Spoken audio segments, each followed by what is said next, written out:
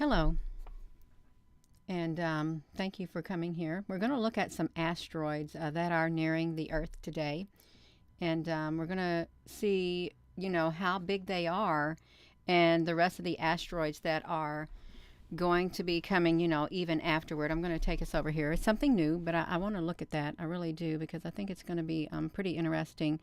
When you hear about asteroids that are coming, we automatically think, oh, it's going to be massive, or what size is it? What is the size comparison? But it's okay, you all, because we can do this. We can. We're going to. Let's look at this. Let me bring this up. I hope you can hear me. I'm sure my sound is on. Okay, it's on, you all. Let's look at this. Let's come over here to this. Look at this website right here. So we're going to look at this. So is this a space reference? Okay, asteroids and whoa, my gosh, did you see what happened there? Look at this. Oh wow, I didn't know you could do this to this thing right here, you all. My God, that is so wild. It really is wild. We're going to look at these asteroids and comets.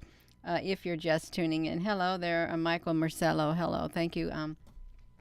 Thank you for joining, Michael. Yeah, let's look at this. I didn't know that this could do this. Right here, we do have several asteroids that are going to hit Earth. Not hit Earth today, but they're going to do a close flyby. Look how that spirals. Oh my goodness gracious, that is so tiny. I don't need to be playing with that. Yes, it is a nice feature. Actually, I stumbled upon it years ago, and I forgot about it, and then I stumbled upon it again. But it's pretty neat. Let's look at this. So we do have some. They've organized hundreds of thousands of celestial objects into the categories. So let's look at this. So these are among the largest and earliest discovered asteroids in our system. But I want to look at the ones that are approaching today. Let me shrink this screen a little bit. Where were we at right here? Yeah, let's look at these close approaches today right here. So let me do this like this. I'm going to make it big. If you're all just tuning in, thank you. So these are the upcoming approaches.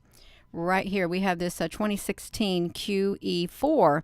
So if we were to click into it,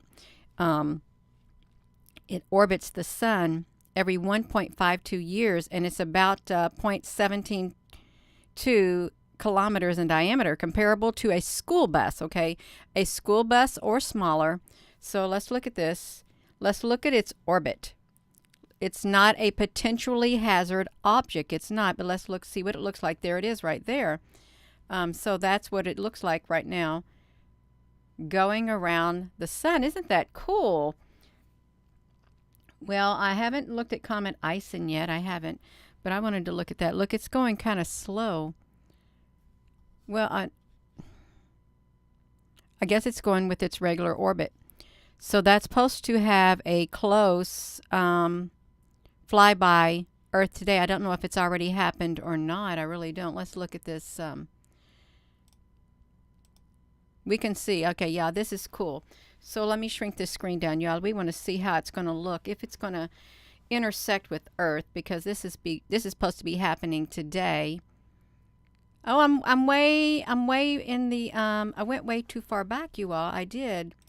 I haven't been on this for a long time. Let me see. Enter the date format. So let's do 2022 slash let's go back to 01. Let's go back, you all, because we can do this. 01, not 01. Okay, it's the month 03. 03 slash 01. Let's do this so we can see. Okay, so I don't know how to do this, but that's what it's got. Kind of an elongated orbit too. This small asteroid. If you're just tuning in, I think it's already went back. I think it already went back, you all. That's one of them. Let me put this back to me. I get on here and I don't even know how to navigate this, but that's okay. It doesn't mean I can't get on here and do this. It really doesn't. It just means I'm human and it's something new. That's what it means. Hello there, Starfire 777. Yeah, you are. So that one's coming today. You can see it right here. It's only about the size of a school bus. Let me see it. Push it right there. Let's look at this one. This one also is, it's comparable to the size of a school bus, this 2018 GY. Okay, you can see the approaches it's going to make. It's going to come here on the 13th and also on the 16th, okay? So it looks like it's kind of getting closer to Earth. Let's see if we can even see this. If we can see the orbit of it. Okay, I guess it's right there along with Earth. It doesn't even look like it's moving. It really doesn't. Where's Earth? Okay, Earth is right there with it. Okay, so yeah, we can see it. And it's also going to be, it looks like it's in orbit with Earth. It looks like it's locked in orbit. Locked almost, oopsie. Oh my gosh, you all, this is so touchy. Like some people. It's like some people, they're so touchy. They really are. But that's all right, you all. It is quite all right. Yeah, let's look at this, you all. Oh my goodness gracious. So yeah, we got this one flying by. Let's see if we can put it to where we can see it at up there like that. So it's going to fly by again, and I don't know how long it's going to be around here. So let's go look at another one. This is like the near Earth asteroids. If you're just tuning in, hello, and yeah, this is a little bit new. It's a tad bit new, you all. We got another one, 2014 coming in. It's also about the size of a school bus right here, this 2014. And it's going to be flying by today. You can see right here, close to Earth, and it's not that big. It's not. I think this is a really cool tool that does this simulation of these asteroids all around here. Hello, everyone. Hello. Thank you for tuning in. Let's go back and look at this too, because let's see. We did that 2014. This right here is also very small, the size of a school bus. So these are really small ones that are going to be coming. Very, very small. Boom. I guess it already intersected Earth up here in this, flew by right like that, but not too close. Yeah. Starfire, yeah, it's pretty neat. And I'm not the best at navigating it. I'm not, but it's okay. It doesn't mean that I can't, and it doesn't mean that we can't look at it. It doesn't. So yeah, let me put this back over. I gotta go flick right here. I'm gonna put this back to the screen so we can look at it. They do got some planets in here too, I think. Let's look at this. The largest of these earliest discovered asteroids. Let's see this. Ceres, a dwarf planet. Let's look at this. It's comparable to the size of the U.S. state of Alaska. Oh wow, this is comparable to the state of Alaska. It's in the main belt asteroid right here. Look at this, you all. It's a dwarf planet orbiting between Mars and Jupiter in the main portion of the asteroid belt. NASA Jet Propulsion Laboratory has not classified Ceres as a potentially hazardous because it does not bring it close to Earth. Okay, so 1,680 days every 4.6 years. Let's see where it's at right here. Okay, there it is over there, you all. Let's make it go faster.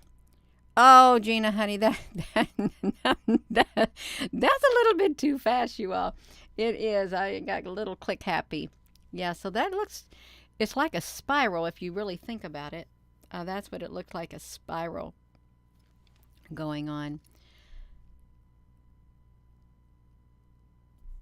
Looks like there's like other things traveling right here too.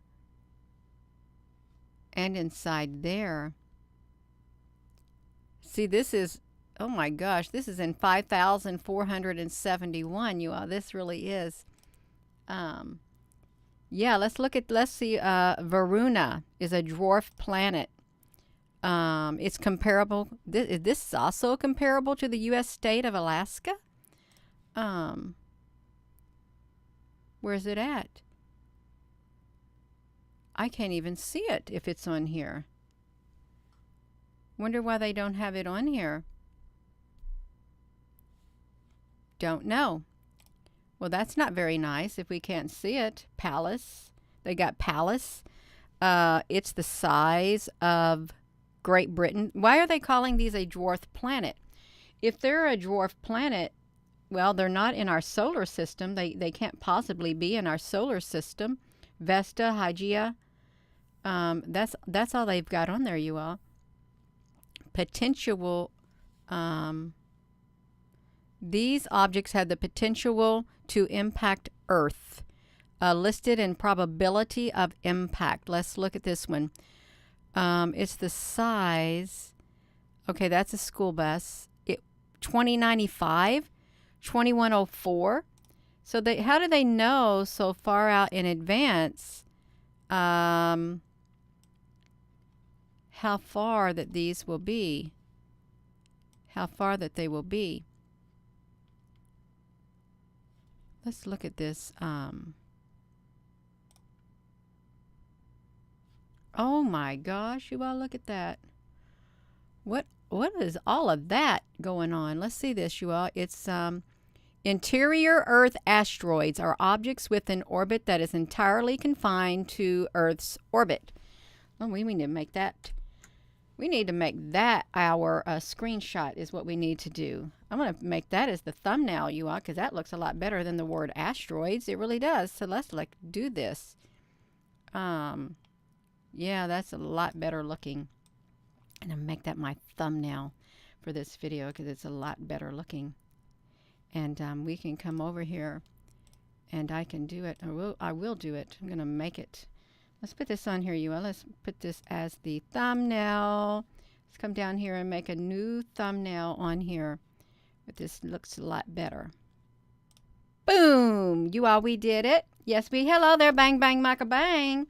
Thank you for coming on here. Yeah, you all, this is something new. This is something new. I just, and I'm just clicking. I'm clicking away. That's all I'm doing, y'all. This is so neat. Look at that. What's this going to do?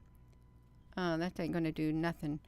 Gina, you knocked yourself out of that, you all. I did. Look at this. So these are mid-size, not hazardous. I want to see the ones that might be hazardous. Something is potentially hazardous if it's 2004. I'm not sure what the AUs are, but look at all of these. And then look at the sun. You can see some of these look pretty big. Hazardous, potentially hazardous. I'd like to see one that they say really hazardous. Let's blow this up so we can see it better, you all. This looks like a big spider's nest with all these, a cobweb or something. Looks kind of like the Earth grid models if we are to look at this asteroids floating around this Earth. Yes, hello, you all. We got these going. Oh, there's Earth right here, just trailing along. Wait, I wonder really which one of these could be Nibiru. You think they got them on there and got them classified as an asteroid or something? They could. Yes, hello everybody. AU is Australia abbreviation. See, we can move this. Well, I can only move it so many ways. Shrink it down. What is that? On the outskirts. Really, I wonder what is some of these. They don't got the planets. This is the planets. It probably is the planets, you all. That looks so wild. Doesn't that look wild? If you're just tuning in. Yeah, I'm just looking at this because it looks pretty cool, and I want to put a different one of these on here is what I want to do. I want to get rid of that one on here, and I want to put a different image on here is what I want to do. And I want to browse and find it because I think that one would look pretty cool on here also. Yeah, we got this going right here, you all. No, Gina, I don't want Table Mountain. They tricked me. They tricked me. I don't want Table Mountain on there. There could be something going on at Table Mountain. There really could be. Yeah. Let me see if I can get this. Let's see if I can get this orbit on here. Okay, I got it now. That's a lot better. Right there, we can make it a lot bigger. So yeah, I wonder if there really is. You know, you hear about asteroids coming. You hear about CMEs coming to the Earth. There's a lot of things that they talk about. It is bang bang. It is so neat. Let's shrink this down. Let's see what else they got on here. These are unclassified comets. Unclassified comets. Well, that's really interesting. Why are they unclassified, you all? Have you thought about that? Let's just shrink you and make you bigger. Let's make you smaller. Unclassified comets going around the Earth. Wow. Yeah, this is pretty. I like this. I think, what is a Halley type comet? Let's see those, you all. Because, let me see the ones that they might have a hazardous one on here. No, they don't got no hazardous none. They said they're not. Let's see if we can get this going. Look at all of those. That really does look like a mess. What is this elongated orbit right here? Oh, it must have been Earth and Mars. Yes, good morning. Oh, Ryder, honey, where you been? We missed you. Absolutely, we did. Let me come over here, oh, Ryder. Yeah, we missed you on here, oh, Ryder. So yeah, you all, let's look at that. So I just wanted to click into these and see what they got going on. If you let's do this, you all. Let's put this right here link in here so you all can see it too. That's what we want to do. We want you all to see this link too. If you'd like to look at it, there, you got it right there. You just copy and paste that, you all, so you can see it yourself is what you can do. Absolutely, you can see it.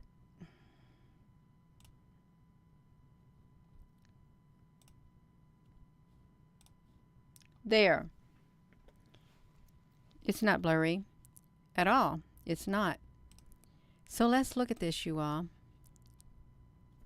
Do I got this back on me? Yeah. Oh, yeah, we have been worried about him. Let's see how many. Oh, my gosh, you all. This is all types of asteroids right here. All types of asteroids right here.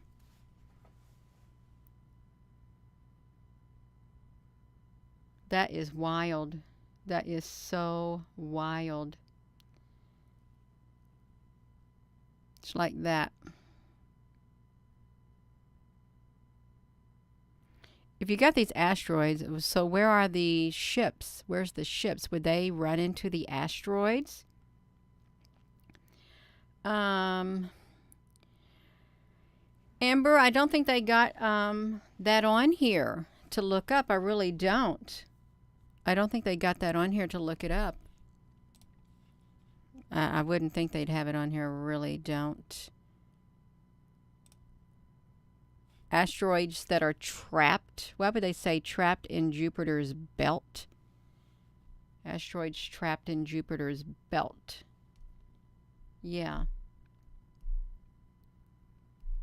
Well, that's a good question. Freedom Warrior, can ships land on asteroids? Well, didn't they like land satellites on asteroids? And weren't they going to like target asteroids and like shoot them out of the sky also? Yeah, they were going to do a lot of things, you all. And if you're just tuning in, I did put the link to this place right here so you all can look at it,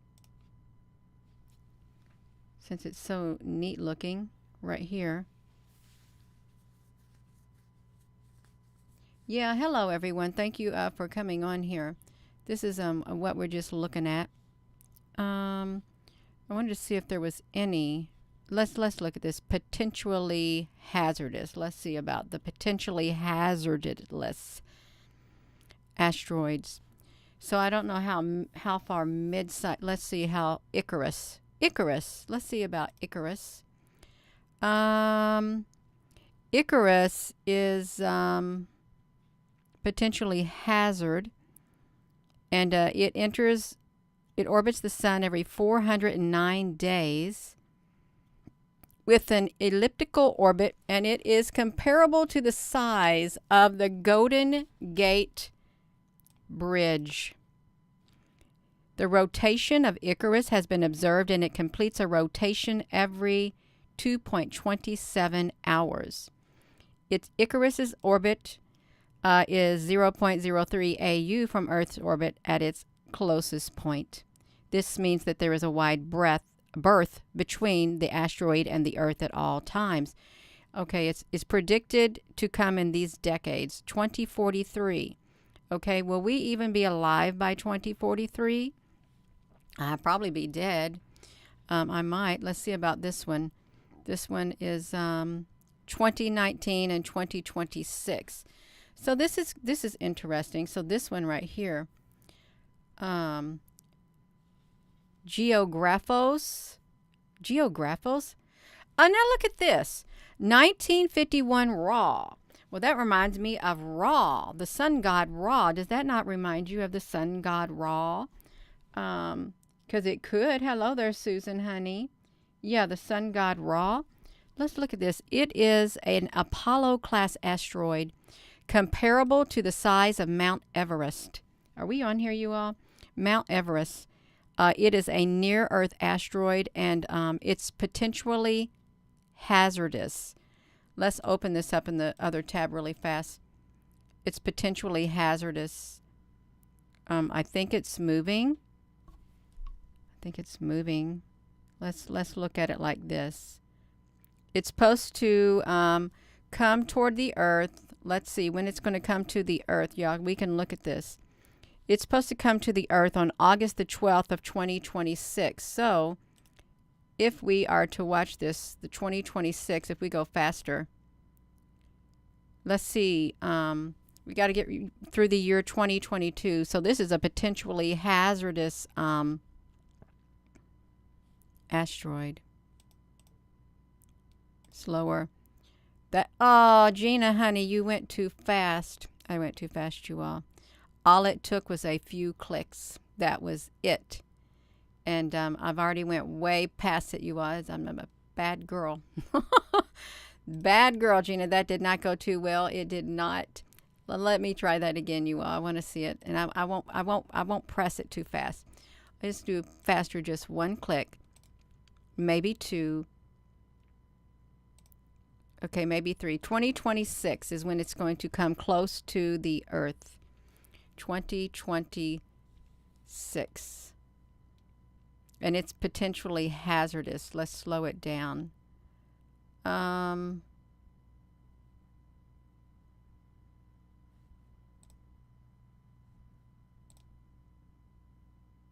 It's getting closer. I can see it's probably going to pass where's it going to intersect with the Earth? Because it's getting a little closer. It's going to catch up with it, you all. Isn't that weird? It's how it's going to catch up with the Earth right there. Boom. Okay, it just passed up the Earth. So that one right there, it was going to have a close pass through the Earth. Where is that at, you all? Did I just like go over there? So look at that on August the 12th of 2026 is when it did. If you're just tuning in, you all, just looking at these really fast. I wanted to look at these asteroids. Icarus, Geographos, Apollo. Apollo is hazardous. It's mid-size. Let's see that. It is 2046. It's not going to come here till 2046, so we don't even have to look at Apollo. We don't. 2046.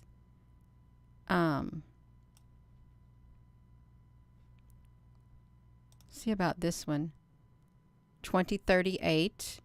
This one right here is 2038. 2062.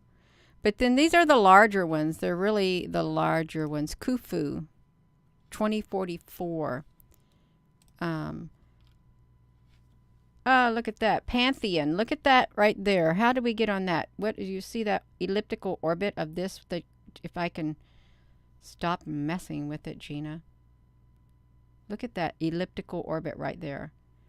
Let me see if I can get it. Can you see it? Right there.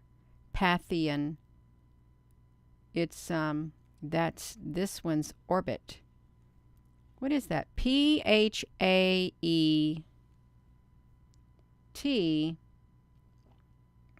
elliptical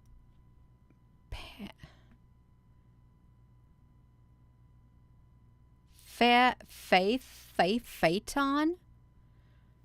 I can't really read it, you all. Phaeton. Phaeton. Phaeton. Phaeton? Is that what it's called? Phathon. Phat. Okay. Oh, it's a myth. Oh, we got to look at this, you all. They going to say it's a myth. Okay, so we got to look at this. They say it's a myth. That's what we go. Because it's got an elliptical orbit. Let's look at this. The myth of Paytheon and the sun chariot, the Greek myths Greeka, discovered the myth of Paytheon, and the sun chariot looking for his father. According to Greek mythology, Paytheon, whose name means the shining, was the son of the sun god Helios and a mortal woman, Clymene. However, he was living only with his mother as his father had a difficult task to perform. Oh. Isn't that interesting? It's got that elliptical orbit. So, she was the daughter of the sea goddess Thetis, and Paytheon was an extremely proud young man, and pride, as we know, will have a fall. So let's look at this. Images of him. Let's see the images of Paytheon.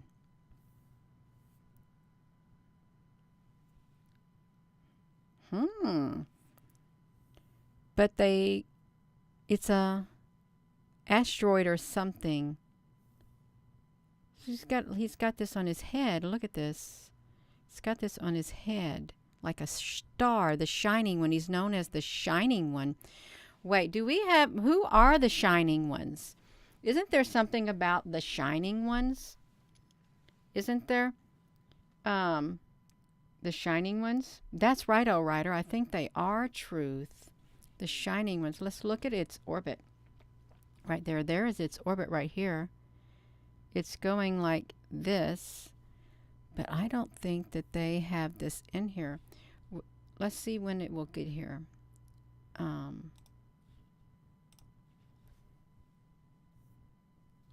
Paytheon and Earth. Why did Paytheon dive down toward Earth? Well, I've never heard of that. Look at this. They got some updated information. February the 8th of 2022. So this really is interesting. Is really, really interesting. It's piqued my interest. Let's look at this. Who is Paytheon in Roman mythology? The son of Helios, the sun god in Greek mythology. In Roman mythology, his father was Phoebus. The sun god promised Phaeton that he would grant whatever he asked, and he requested to be allowed to drive the sun's chariot for one day. What is the story about it? He set off, but was entirely unable to control the horses of the sun chariot. Is Paytheon Apollo's son? Okay, let's see. The sun god, Oceanid myth. Is he a hero? What is the moral of Paytheon? Do not take on that which is not meant for you, and leave no advice or warning unheeded. That's the moral story. Why? How is he prideful? He scorches the earth. Oh, wow. He scorches the earth? The story of him and the myths about the dangers of pride, the sun, this would not be such a bad thing except when Phaeton's pride drives him to take a spin on in his dad's son, Chariot, going flagrantly against his father's warnings. He ends up scorching the earth and falling to his death. It leads to disastrous consequences. And he sought out the sun god's chariot. Why did he go to the earth? He wanted to let the people see that it was him driving the chariot. Why did he visit India? He went to India as there was the palace of his father, who was supposed to begin every day his course from the east. Doesn't that make you wonder why they wrote a story about Paytheon? It kind of makes me wonder. Yeah, Amun-Ra. What else is on here about him? What if the sun is a chariot? Also, you all, what if it is? Look, it's going to melt the earth. The heat of the horse chariot. World history? Oh, okay, I'll agree. World history education. Look, March the 4th of 2022, you all. I'm really finding it very interesting as to why they have data like this. Really, it's this month's data. They wrote about it. Why are they writing about it right here and now? This is like real time, present time of something that's supposed to be a myth, but yet they're writing about it. That's what's getting me. What's getting me. That's what's getting me. So let's look at this. Paytheon, also known as the Radiant One or the Shining, was the son of Helios, the Greek sun god, and a water nymph named Clymene. He is most famous in Greek mythology for recklessly driving the golden chariot. By the Oceanid Clymene, Helios had 8 children, 7 daughters, there's that word 7 again, and a son called Paytheon. Due to his infidelity, Clymene picked up and left the sun god. She also took her children with her, and she would end up settling down with an Ethiopian king called Merthos. We got Gaia, Uranus, Hyperion, Thea, look at all of this. What if all of this is, there's so much more to like Gaia, Uranus, and all of these than what meets the eye? What if? The family tree. And why did they feel it necessary to write an article saying it's a myth, and they felt the need to write about it right now? Why? The Radiant One, the Shining One. Yeah. The Shining One. By sheer coincidence, we got Zeus and the Olympians, and this goose is the goose. Zeus, the sky god.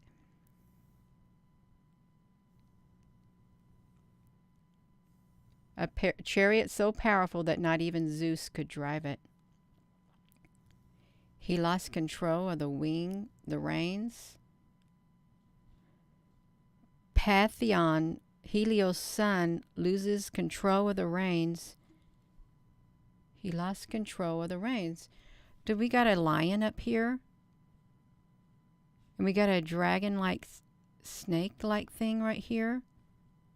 We got the sun. We got people falling down. The fall of him. The lands, let's read this. When it dawned on Paytheon how far he had gone, he quickly pulled the reins, causing the horses to change their trajectory instantly. The horses began to gallop and nosedive straight toward the earth. Soon the horses, let me read this again, you all. Let me try to get it straight. So it dawned on Paytheon how far he had gone. He quickly pulled the reins, causing the horses to change their trajectory instantly. The horses began to gallop and nosedive straight towards the earth. Soon the heat the horse chariot produced began to literally melt the earth. The lands were look, they left out the word scorched. They spelt it wrong, scotched. The lands were scorched. The oceans boiled. The mountains erupted, and the forests were consumed by fire. This time around, Zeus decided to do something about it. In order to prevent the earth from going up in flames, Zeus hurled his thunderbolts, hitting Paytheon directly. The thunderbolt frightened the horses, which then peeled away from Paytheon. According to one version of the myth, Zeus uses the rivers of the world to douse the fire that raged across the earth following Paytheon's close ride to the earth. In doing so, Zeus caused a great deluge that killed everyone on the earth except the couple Pyra and Deucalion. And Pyra was the daughter of Epimetheus, and Pandora, the son of Prometheus. So let's see this. He is believed to have fallen near the river Eridanus. Heartbroken by his death, his 7 sisters, what do we have, 7 continents? They sit and mourn by the river until they all turn into poplar trees. And the trees then leaked amber into the water. And in some accounts, it was their tears that turned it into amber. So the gods placed Paytheon among the stars as a constellation called Auriger, or the Chariot. Where's this river at?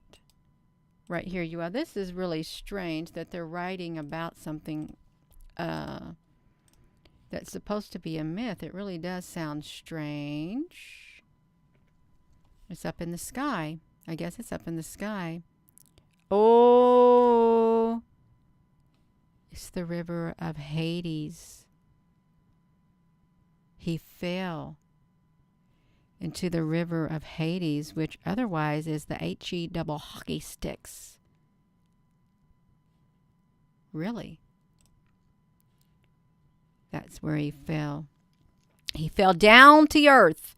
You know, if you think about the Bible, that ancient serpent, the devil, and then Satan, his angels, against the Michael and his angels, and then you have a verse, woe to the inhabitants of the earth, for the devil has been cast down to you, and he's full of fury, because he knows his time is short. He fell down from the sky to the earth. He took a little tumble, is what happened. And it's believed to have fallen near the river right there, which is the river of Hades. The river of Hades.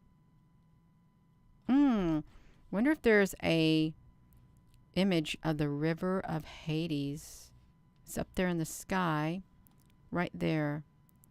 Zeta Eridano.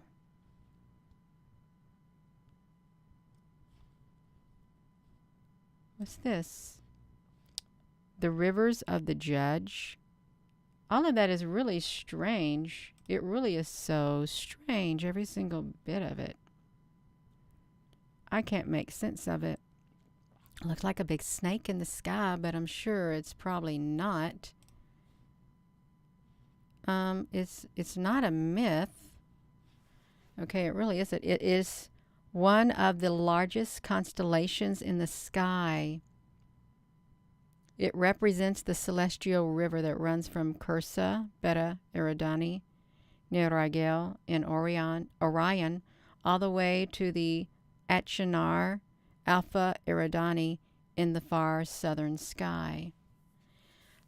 Achenar is the constellation's brightest star and the ninth brightest star in the sky. That's really interesting. You got Orion, and then right there you are. So yeah, it's like this is weird. This stuff is strange. It really is. But that thing right there, it's got an elliptical orbit too. Let's see. You think it's Nibiru? Do you think that's Nibiru? Paytheon. I'm going to type that in just to type it in. I really am. Just going to I'm going to type it in. Let me get out of this. Is that no,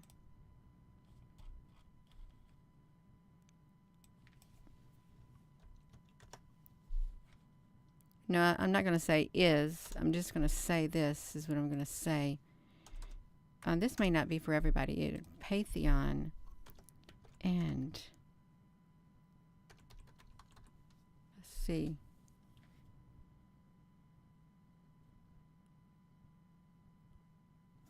I can't read it. I really cannot read it. It's in some foreign language. It really is. Shambhala. Can you read that language right there? Somebody tell me what that's saying.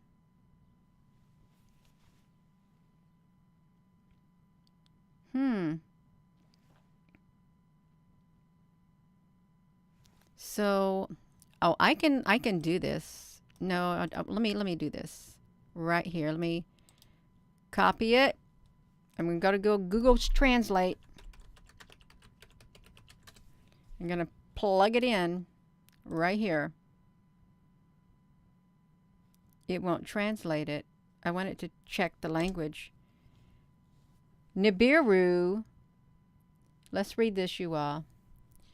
So, Paytheon, Nibiru, and the history of the gold plates of Shambhala. What is the history of our planet? Is there a planet Nibiru? Is there a danger to Earth from her? Was there a planet called Paytheon? Was there life on Mars? Science has long tried to explain the many of the mysteries, but more humanity studies is lost. Yeah. Oh, writer, is it blurry? Wonder why it's blurry on there. So, I deleted somebody's comment because they said it was blurry, so I apologize if it really was blurry. I really do apologize. Okay, I do apologize. Yeah, I forgot who it was. If it truly was blurry, it's my bad. It is. So yeah, so look at that. So it's got this orbit right here. Just going like this is what it's got. An elliptical orbit right there. Okay. Yeah. Hello everybody. So this is really interesting. It is. I typed in Paytheon and Nibiru. I wanted to see if there was something. Oh, look at this. My theory. The extinct comet 3200 Paytheon is Nibiru. Well, this person has a theory. Okay. So Paytheon pronounced, I can't read that, was the hypothetical planet hypothesized by Titus Bode Law to have existed between the orbits of Mars and Jupiter. The destruction, which was supposedly led the formation of the asteroid belt, including the dwarf planet Ceres. Aha. Let's lead this. Let's look at this, you all. Look where we started and look where we ended up. It's a little journey. It really was. We say again for all of those who missed it, Nibiru, aka Planet X, does not exist. What does exist, however, is a rather large asteroid named 3200 Paytheon, which is going to pass close by to the planet Earth fairly soon.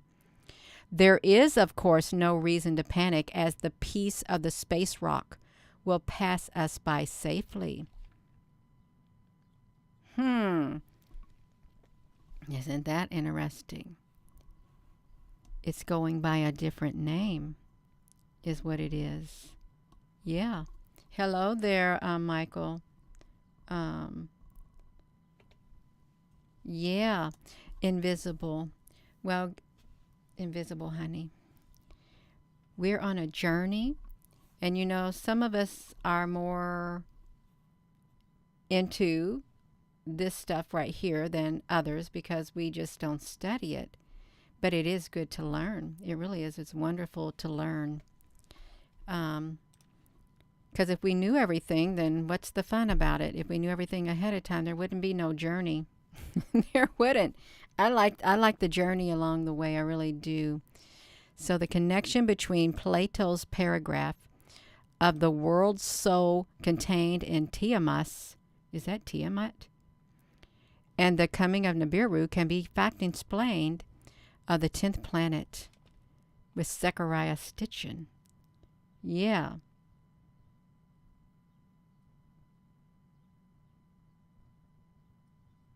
Yeah. So let's look at that. That is really neat. What is this thing about? It's a PDF file. No, I'm not going to register to use your thing. Sorry. So let's look at this. Nibiru and the Atlantean connection. Yes, Mick N. Marley, you caught it. Yes. So over the years, esoteric. Let's do this, you all. Let me copy this and let's put this in here. That's right. Oh, hello there in Orange County. You all, let me take a moment. I stuck that in there. That's what I did. Stuck that link to what this Biblicade something.net. Yeah. Oh, you only knew this stuff. Wait, let me see. Orion Zarel, I only knew this stuff because YouTube just sent me this information earlier today. Wow, you all. Yes. Yes, I like to learn. I love to learn. I really do. Let's go back. So they have been let's see. The riddle of Atlantis. Who were the Atlanteans? They have been labeled the Hyperboreans, the Aryan gods, the giants. Investigating the valuable work of Helena Blavatsky, Harold Wilkinson's, and Edgar Casey has led me to conclude that the governing Atlantean race was indeed giants, very physical, very real, linked to the original Nephilim. The Nephilim, you all. Yes, the Nephilim. So let's look at this. The Atlantean race of giants. I wanted to get to the destruction of Atlantis. The Paytheon. This is what I wanted to get to right here because I wanted to see what they said about this. The writings of Plato. Now, here's where we get it. I like Plato. I do. To this city came Solon and was received with great honor, and asked the priests were the most skillful in such manners. Okay, Helios. Never anything about children. I want to see something about the form of a myth. Okay. There is a story which even you have preserved, that once upon a time, Paytheon, the son of Helios, or the sun god, Having yoked the seeds of in his father's chariot, he influenced the planets orbiting the sun. Because he was not able to drive them in the path of his father, he burnt up all that was on the earth. He burnt them all up. Hello there, RS in Oregon. On the earth. You know, it says the earth was scorched. It says it. Now, this was the form of the myth, but really signifies the declination of the bodies, the planets, moving in the heavens around the earth, and a great conflagration upon the earth. It recurs in intervals. At such times, those who live upon the mountains and in dry and lofty places are more liable to destruction than those who dwell by the rivers or the seas. So I wanted to see where that Paytheon came in here with the Nibiru. It's still talking about the, if you all want to read that, you can. It's too long. It's talking about the location of Atlantis and all of that kind of stuff. Yeah, I wanted to get back to that Nibiru and the Paytheon because you can see it right here. It's got an elliptical orbit right here. And what I'm gathering and what other people already know because they study this is that this is one in the same. This right here. Let's pop you up on here. Where did it go? I don't know where it went. It went somewhere. Paytheon. Right here. 3200. Let's look at it, you all.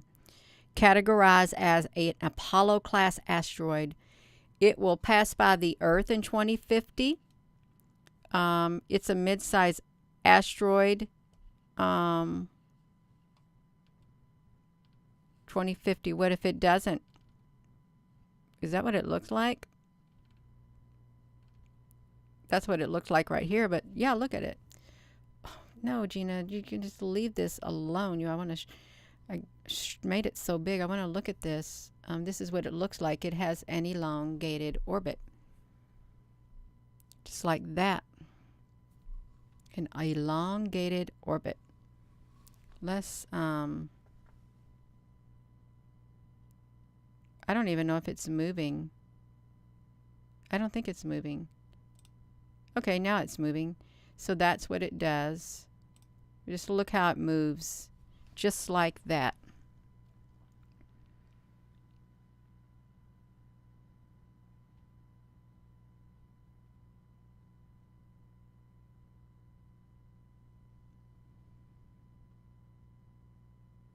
Just rotating. Okay, so that is that, you all. But now you look at all of this. There's so much going on. And so if Paytheon is reptilians, draconians, Planet X, Nibiru, stellar war reptilians, draconians, Andromedans. No planet. Oh, let's see what this person's saying about this. Bellum Mentalis. July the 28th of 2009. You all, if you're just tuning in, thank you for tuning in. Yeah. So the book Return of the Gods.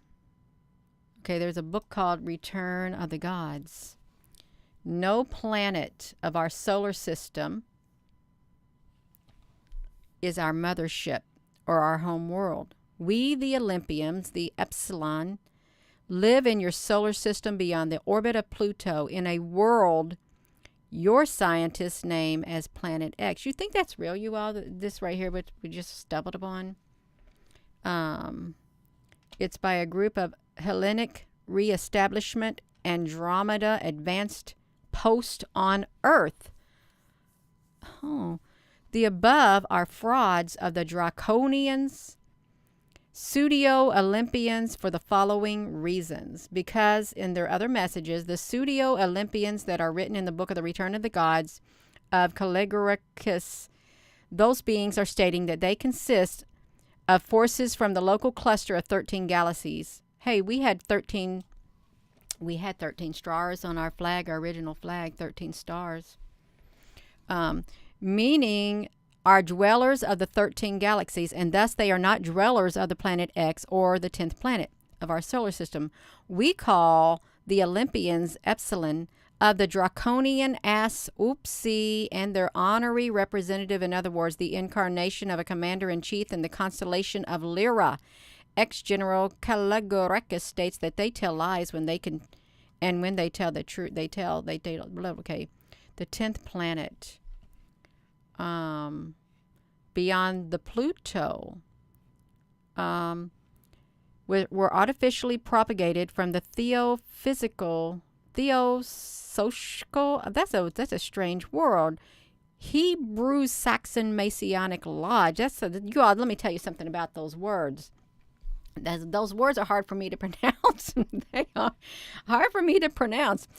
Okay, so the speculations about a 10th planet beyond Pluto were artificially propagated from the theosophical Hebrew Saxon Masonic lodges after 1976 and were formed in written books signed, not created, by the Hebrew agent Zechariah Stitchin about the 12th planet Nibiru, if we calculate the unofficial Hephaestos and the exploded Paytheon, the 10th and 11th accordingly, or about the 10th planet in the case. So what they're saying, astrophysics department, planetary harmonics, each solar system cannot be higher than 12. I don't know what this guy's saying. Ancient Hellenic true astronomy beyond the orbit of Pluto. There are only the Hippohedian. You all, I don't know about any of this stuff right here. Somebody got a, oh, look at this. These Hippohedian orbits are contained inside them our sun of a matter counterclockwise rotating, symbolically by the left turn swastika and the neighbor twin sun of antimatter, clockwise rotating, symbolized by the right turn swastika. They pass consecutively from space of the central hypersun of neutral matter, symbolized by the Catopricis epsilon, located in the center of Hypopedian, because those planets of the Hypopedian orbits are passing all the time from three forms of matter: antimatter, neutral matter, and matter. They cannot, or it is impossible to be the home worlds of living beings.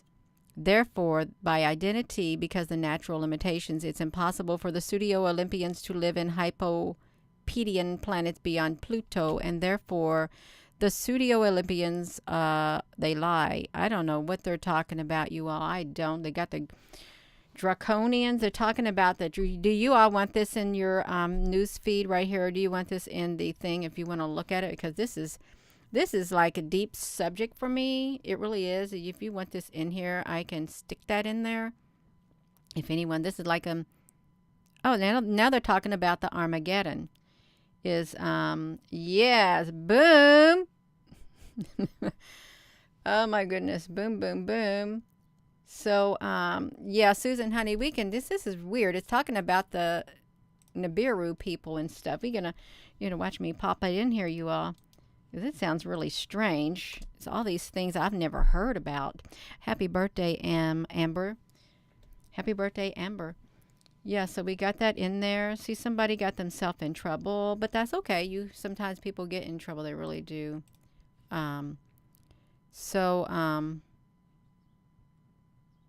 they're saying those vertical orbits are only orbits of comets. Therefore, we have a colossal Hebrew Saxonic fraud in which a comet will probably be falsely represented as planet Nibiru. Furthermore, it will not be the first time in which the closure of a comet was used by the Draconians in order to create mass hysteria of a world-ending Armageddonology of the Armageddon of stupid conscience. Okay, you all, we have got the both sides of the planet Nibiru. Okay, we do. My hair looks wild.